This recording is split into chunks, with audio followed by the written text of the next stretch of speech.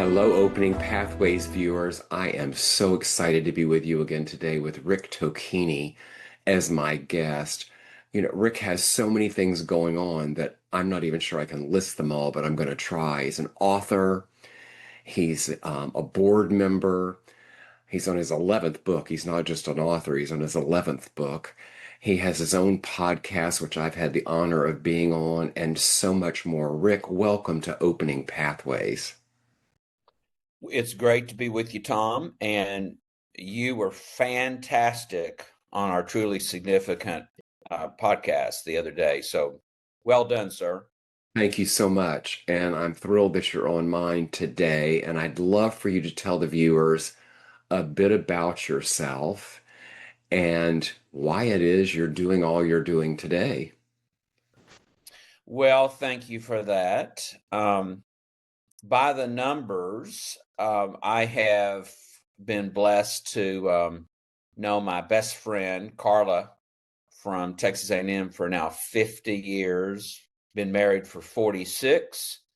We have two daughters, two grandchildren.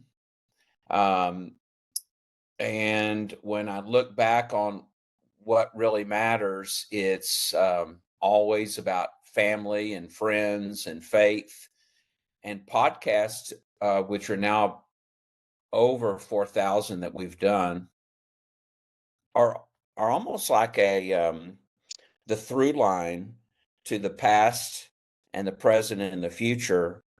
And I just love the whole concept of true significance and what people are doing to make a difference in their life in their second chapter. And I almost have to rein myself in as the evangelist of significance because I want people to realize that there's some greater purpose to their life now and not wait until they're chronologically at midlife. So that's who I am and what my current passion is, and I believe that I'm probably going to ride that horse till the sun goes down.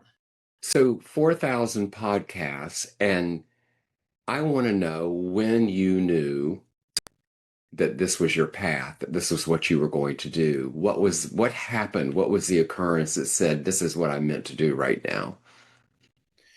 I I really believe it happened when my mom and dad passed away, and we lost two great storytellers within the family. And there was this epiphany that if you don't work toward helping to curate great stories and pass on the history, that it's going to be forgotten. I love this. I love this. My dad later in his life would go in the bathtub and speak in the third person and tell stories. He was getting dementia, which ended up being very tragic. But as it was happening, he would go into these periods where he would sound so normal and as if he were an orator, and he never would do such a thing. And I think about many times of standing outside the door and listening and wish I had recorded some of those because they're all lost about things that went on in his life. So tell me this, Rick. I've learned on this podcast and in life that we all have some backstory. There was someone or someones that had a significant influence on who we are today. Who is that for you? It's an amalgamation of people. And you know what I did? I wrote, Tom, the acknowledgments as if this was my opus in this book. And I think I have over 100 people that I acknowledged in here. And there's not a singular person. And for you young authors out there, at some point of your career, I urge you to do the same thing. So it ranges from Dr. Viktor Frankl to Ken Blanchard, Jane Goodall. I've been so blessed to know and to be personally mentored by some of these people. And one of my friends laughed the other day. He said, wasn't one of my mentors is Bill Halmandaris. He says, wasn't Bill mentored by Viktor Frankl? And I went, yeah, that's my connection to Man's Search for Meaning. And then he said, isn't Viktor Frankl, wasn't his mentor Sigmund Freud? I went, yeah. So that's what your problem is. It's because you're in the lineage of Sigmund Freud, and it's like you live to unpack things and to be curious and to find out what's going on in people's lives and then talk about it. And one of the things that's happened since the publication of Truly Significant is I've been learning to be a better coach and counselor.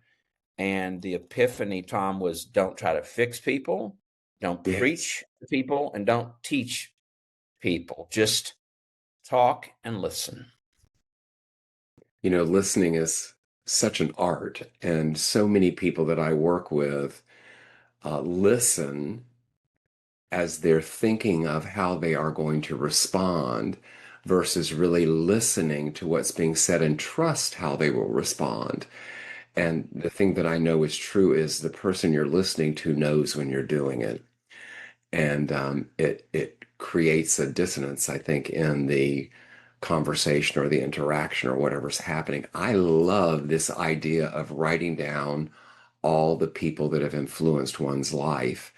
Often I hear from people, it's either a mother, a father, a grandmother, grandfather, or somebody like that that was significant in their life. But to look back over and capture all the people, it's an exercise I will begin today. Thank you for that, Rick. I want to know something along this path with this podcast that you are doing, and it's so successful. I just enjoyed it so much. Did you ever doubt your vision? Yes. And part of it has been about unwiring and unwinding from all the years of working for a corporation and earning a paycheck for it.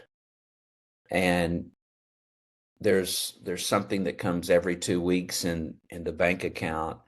And it's really about shifting to what's a bank account and what are you trying to accomplish?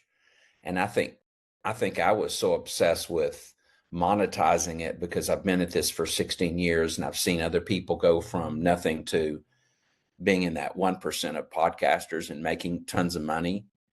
And it was the point of saying, you don't need to make money. What you need to do is to lift other people up through your podcast. Mm-hmm. And ever since that has happened, it's taken this tension off of it. And I think we are producing a better show that people can relate to, and that there's not this drive to um, monetize it. And I, I wish that I would have realized this about 10 years ago. And I think we would have been producing a better, higher quality show. Wow, there's some parallels in life about that, about how Yes. we drive for a result and forget what we're on the path we're on and to savor what's happening along that journey. I'm interested, you bring up your corporate career. People from those days that see you now, what would surprise them the most about Rick? The people that I worked with at Procter and Gamble for the first 6 or 7 years of my life, they are surprised at my fixation on how core values can influence the rest of your life. And we were all a part of that tribe that adhered to and lived and breathed the importance of honesty and integrity and follow up within 6 hours, and this discipline and the curiosity and the lifetime of being a student. So we all are glued together by that, but I don't think anybody is fixated on it like I am, because I'm just trying to study people.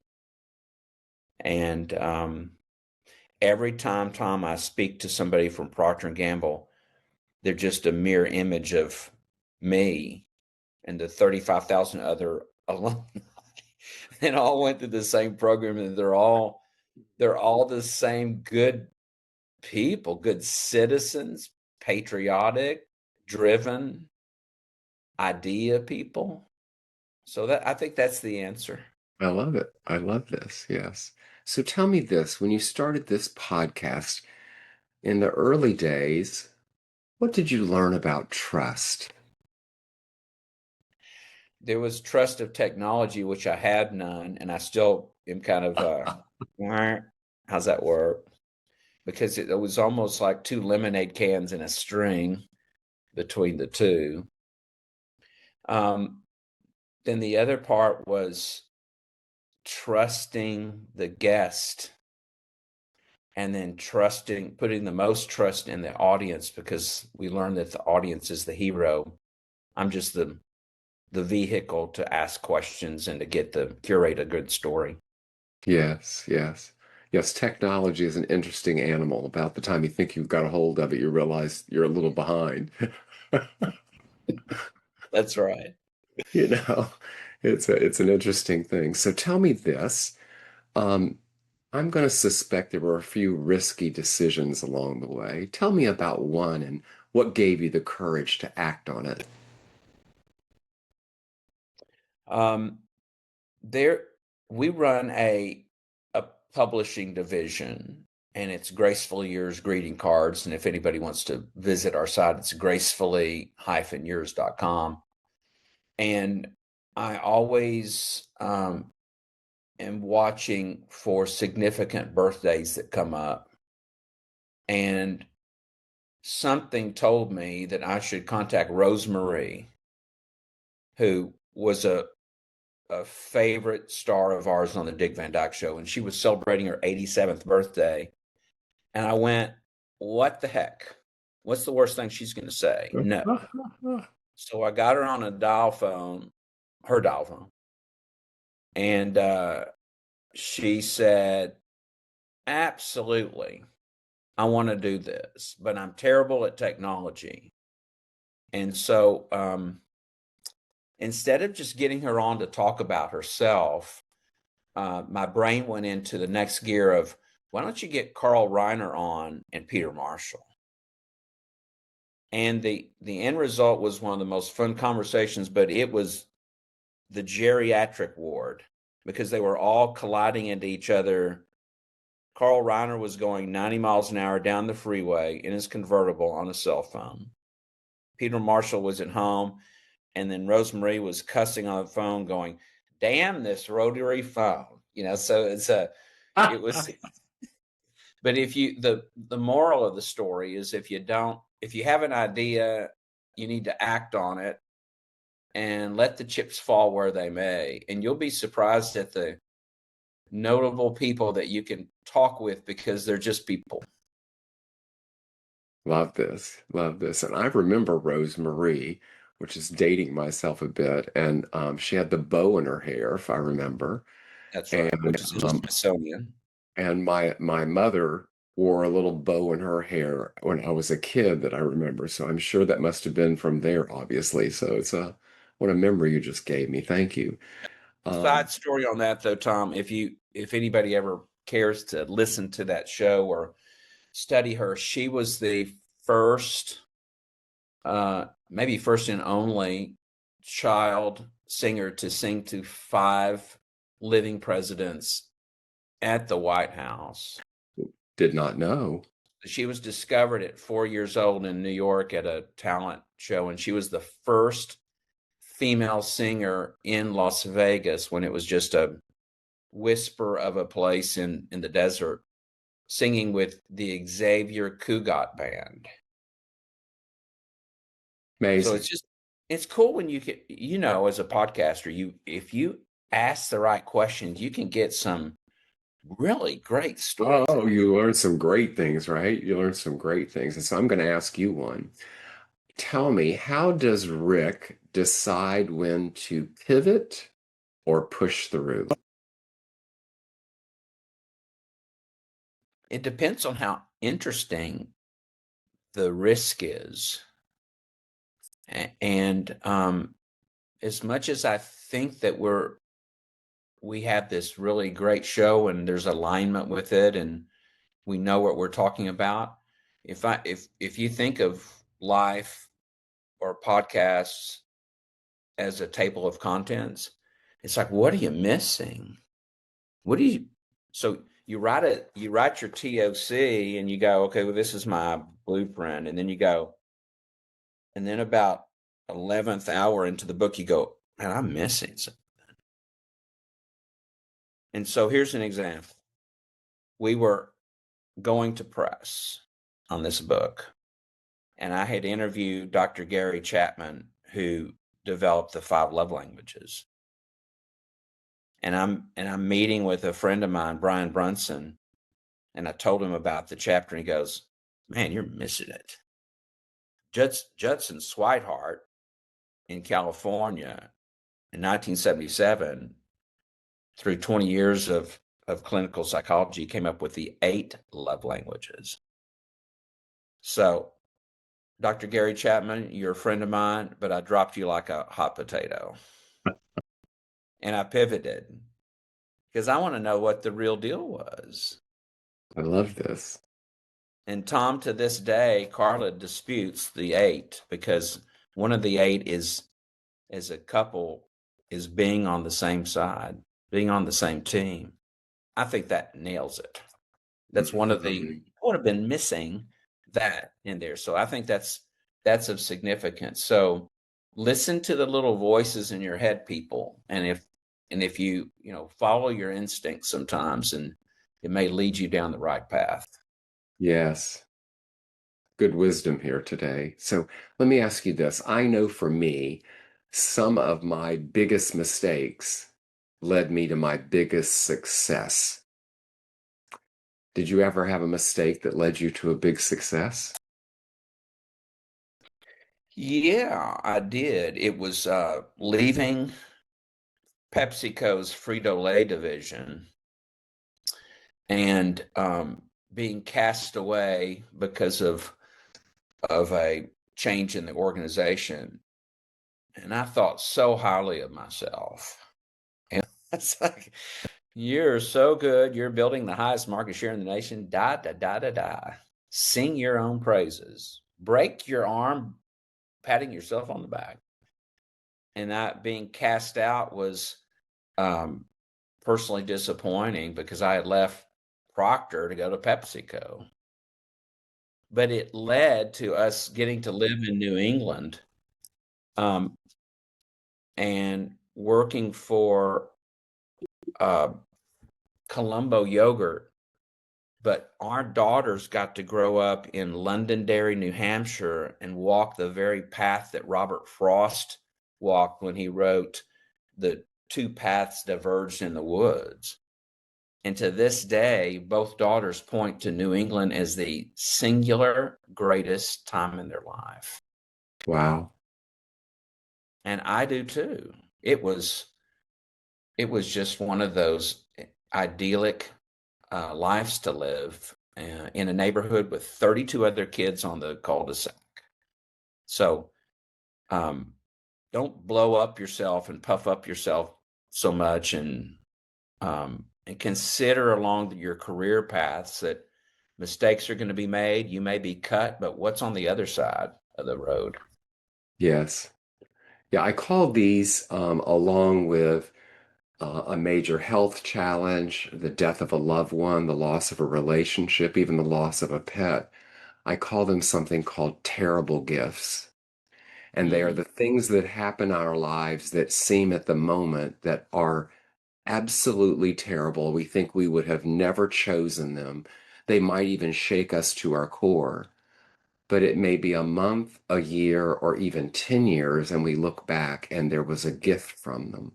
You just named a terrible gift, something that happened in your life that shifted what the trajectory was, but look how you articulate the gift that you got from it. It was a beautiful example of a terrible gift. Thank you.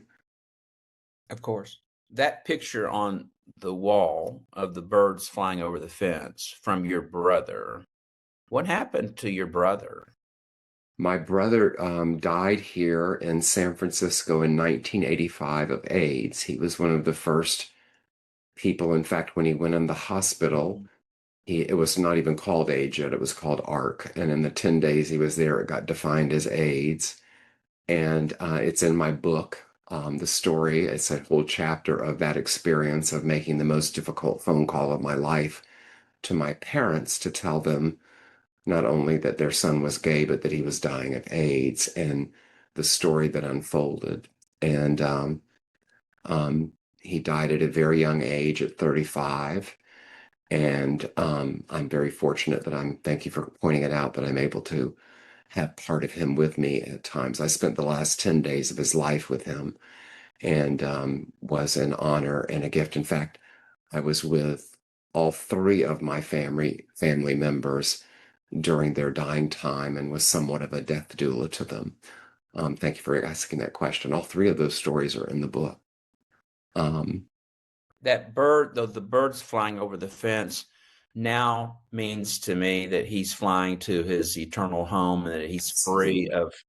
free of any illness and free of any pain and stigmas. Absolutely. Absolutely. So, Rick, tell me this. What impact have you made that you are most proud of? But I'm interested in knowing what that impact is that was personal, not professional. I hope that it's been about being a creative dad who encouraged two little girls to chase their passion and to see the world differently and to do something significant in their life. And now I've got a Jennifer who runs Many Moons Entertainment, who works on truly significant film documentaries. Oh, And it just, no offense, Heather, but it just thrills me that your sister Jennifer works on movies that matter. And while she's challenged from a funding perspective, as most film documentarians are, it doesn't take away from her true north, which is tell great stories that move people. love this. Tell us, what's Heather doing? Heather is the mother of two, and she's a professional photographer here in Austin. And I think she's one of the best food photographers, and she always rains down something on her food. So it's distinctive. It's almost, are you a meteorologist or are you a food photographer? Because it's always something's coming at the food like a tornado. So they just think differently. It's like, oh my God, what did we create? it's, Two those are, creatives. they are just both I think that they're almost savant in their both of their domains, because you look at it and go, how did you think of that? Where did that come from? And if Jennifer reads about the last living munchkin in San Francisco and she writes down the context for a story and she's on the phone in 10 minutes talking to the last munchkin, flies up to San Francisco, grabs her story, and sold it to TCM, who owns the Wizard of Oz, Amazing. and tells this beautiful story of this Hawaiian lady who's teaching hula, but she was one of the munchkins. So it's like she just threads it all together. I love this. I love stories. I love for this idea of how we connect things that are especially were so meaningful to us, and sort of a where are they now, but with meaning. That's right. Like your brother. It's so yes, yes, yes. So tell me this. What values are non-negotiable for Rick? Why are you asking me this? I'm curious. I just talked to one of my proteges the other day about a project that he's working on um, called Jazzimals, which is turning animals into jazz legends of jazz into animals, like Ella Fitzgerald is Elephant Fitzgerald. And I said, this is a children's book. And I said, love is non negotiable. And if you love little kids, 3 to 6 years old, love is going to show up in this book. So love is one of them. And then I would say creativity is another one. And for some reason, Tom, as a jazz musician and a rock drummer, boredom. If I get bored, I'm out. I just so I don't know how you can convert boredom into non-negotiable, but it's like you better stir me up because otherwise I'm walking. Yes, viewers, you just heard with everything else Rick does, he is a rock drummer as well. So, something that I hope to experience one day with this multi-talented, interesting man that I have met. I want to know something. Did you ever have to say no to someone that you were working with, or maybe on the podcast, you just said no because it just wasn't aligned? Let me think about that. Yes, I would say so. And this dates back to 1979, 1980, Women in Sales at Procter& and Gamble, believe it or not, a conference called Women in Sales. And that class taught me about why it was so obvious at the time about inclusion and diversity. And occasionally I will get requests. I get 35 requests every day for somebody to be on our show. And I can tell you when someone is angry and mad at the rest of the United States. And I'll Interesting. go, thanks, but no thanks. Why add gas to the fire of a split country? So Yes. I've had to say that no recently to several people, and I go to bed and I sleep really well. But I have not engaged in it, and I just really don't want to. I'm with you on that. It's my two things is I'm not going to talk about politics, and I'm willing to talk to you about religion or spirituality, but not one exclusive of the other. So There you go. those are my two things. So Yeah. I love that. Tell me, Rick, what's the boldest vision you have for the next 5 years? I really truly believe that if people will read Truly Significant and take this assessment that the team has written about, and this was inspired by a recent trip to Japan, and just go through and ask yourself these questions, these 4 questions, and your answer, that they will help identify your life purpose. And if you will allow me, those 4 questions are: what do you love? What am I good at? What does the world need from me? And what can I be paid for to sustain myself? Uh, And somewhere in there, folks, in those 4 answers is your pathway to having a different life purpose. So listen to what Tom says. What do you think Tom loves? I can tell he loves connecting with others and storytelling. What is he good at? Writing, inspiring, mentoring, and authoring books. What does the world need from Tom? Guidance, compassion, truth telling. What can Tom be paid for? I don't know. You figure that out. But just think about those 4 core questions and how they can redirect you to becoming truly significant. I That's love the these vision. 4 questions. I love these 4 questions because we saw often spend a lifetime unraveling the shoulda, coulda, wouldas at life. I can remember as a kid thinking about what I wanted to be and being told what I could be and how that impacted me as opposed to, and I love my parents, not about that. It was a significant part of what was going on at the times, are the difference of empowering someone to explore everything that they possibly could be so they can get more clarity.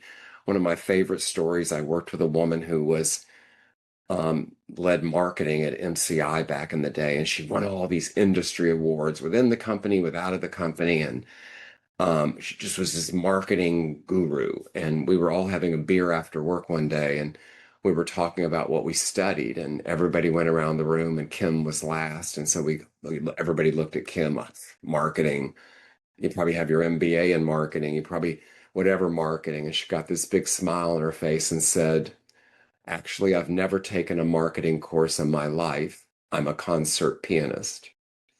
And I will never forget it because it made an impression on me that whatever we choose and whatever path we may take, we're in control of if we want to make a shift or do something different. And it's not our destiny because of where we stepped on the path.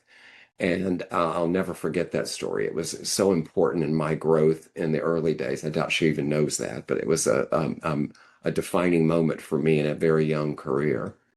She's a polymath. There you go.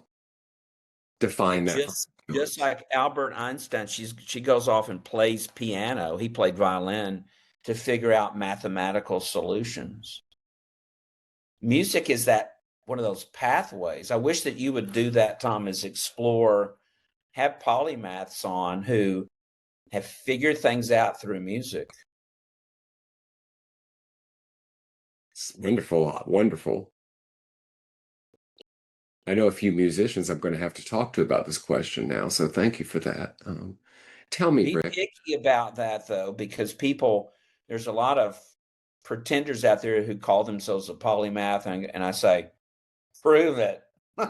What have you, what are you, when you're actually in the midst of playing music, what have you thought of? Give me an example.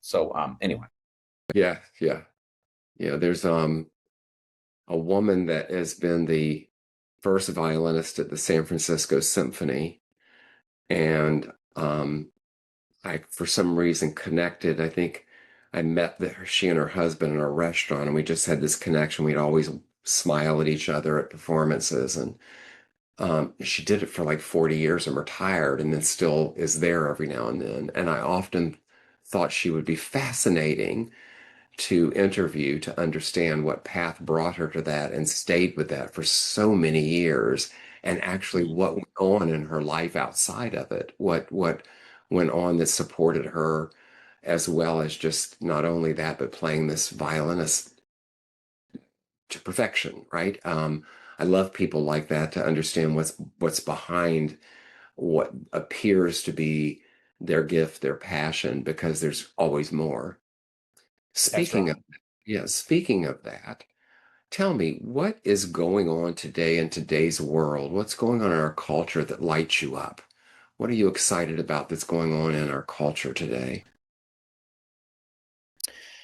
Um, this is going to sound awfully self-serving, but the Texas Department of Agriculture that somehow influences the 32 million Texans here through the food that we eat, the good food that we eat. Um, they are all about what does the next generation's plate look like, and what are they actually eating, and how can we get all the preservatives out. And Yeah, it's so retro to me in a good way. And it's like let's not dismantle the food pyramid, but let's talk about what children can actually eat, digest, and will make them better people.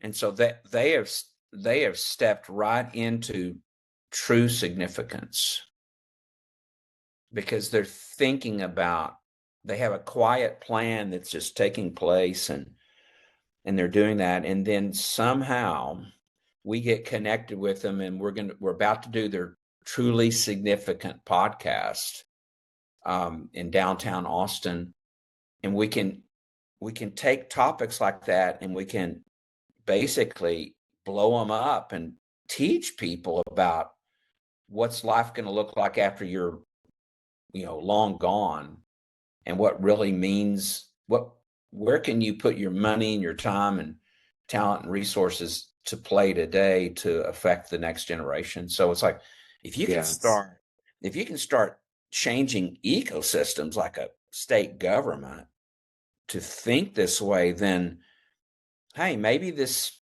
truly significant stuff is we're onto something. Yes, I agree. And, I read some research this past week that left me very concerned, but has turned into something that I haven't figured out yet, but something that's calling some sort of action in me because I've had the good fortune of working with many different generations. With my Facebook experience, I was the oldest person there with the millennials, and I was old enough to be all of their father. And now I do a lot of work with Gen Z, the Zoomers, and there's so many things about that I've learned. But I read this research, which is that many young people today think they will not live past 35. Oh no. And this was shocking to me because what's happening, I think, is how we're speaking about the world, how we're speaking about what's going on in our country, how we're speaking about everything from climate to the food we eat to sustainability, on and on and on, is the future is hearing it and thinking, I'm not going to live past 35. I was given my first 6 months to live diagnosis at 35, and I'm still here. And I haven't figured out yet what to do with it, but there's something that I'm going to do with this other than learn more about it. This research that I've stumbled on that we have young people today that think they're not going to live a full life because we've missed something. And maybe that'll be a part two podcast for us, Rick. That and another thing that I'd love to delve in with you is all the innovations and creations that we've done that now we see they made our life better. They maybe streamlined things. They maybe we perceive them as making us more efficient that we now look at and go, maybe not so much, maybe not so much. And how does that turn out? So these are things that I think about that you and I are going to talk about one day. I have a feeling. I want to know this from you, please, Rick. We're almost here. What are you most hopeful about for the world today? This is going to sound grossly over earnest, but I think that we are on the cusp of turning the page from being lonely to being hopeful. And we're just now discovering our post-COVID self. And there was a reason for um, the the dis-ease that was caused by COVID, and but what are we going to do about it? And so if you took there is a company that's emerging called The Right One, and they're trying to build relationships on emotional intelligence, not on looks and jobs and digits in your bank account. That is the very kind of company that's going to take us out of this post-human pace to looking like we used to look like. Yes, yes, And I think that it saddens me about that statistic that you just stated, because that means that hope isn't a currency. And that's, again, it's very over earnest, but I really think that that needs to become part of our core values again, to not lose hope, to see beyond 35. It's like, oh my God, we got we got some work to do yes, to shit to have a this shift, this paradigm shift for people under 35, if that's the case. yes. I think the COVID experience, another terrible gift, brought us many things, such as this platform that we speak on, that we connect with people around the world, that we're able to bring people together. I know at the Coaching Academy, we're able to bring people together that could never travel to take the coursework, or in communities where we give scholarships. But I feel and sense a need for us to be present with one another again. And it's not giving up on one for the other, but how do we reacquaint ourselves with being with each other and not isolate and be in boxes only? How do we get out of the box and remember the joy of being present with other individuals, especially those that we don't know or aren't like us? And one day I look forward to us talking about that more. Um, Rick, before we go, I'm going to ask you something. I usually end these podcasts the same way, but I'm going to do something different with you today, other than the same thing of how do we find you. But I want you to share with us a piece of Rick wisdom for the viewers today before you leave us. And please tell us how we find you. Sure. The wisdom is to get outside of yourself and start thinking of others. Because in the end, it's not about you, this me-ism. It's about others. And I would say, listen to what Tom has to say about thinking of others and get yourself on that path and start in little ways like volunteering to do something. And I don't care if it's going out and helping people at Thanksgiving on a soup line, whatever, but get outside of yourself today. How can you contact me? So Rick at trulysignificant.com or Rick at successmadetolast.com.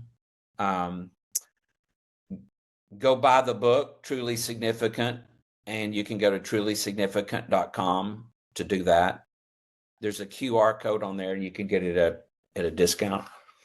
But one more time, think of others. Stop thinking of yourself. Beautiful, wonderful way to end today. Rick Tocquigny, thank you for being on Opening Pathways.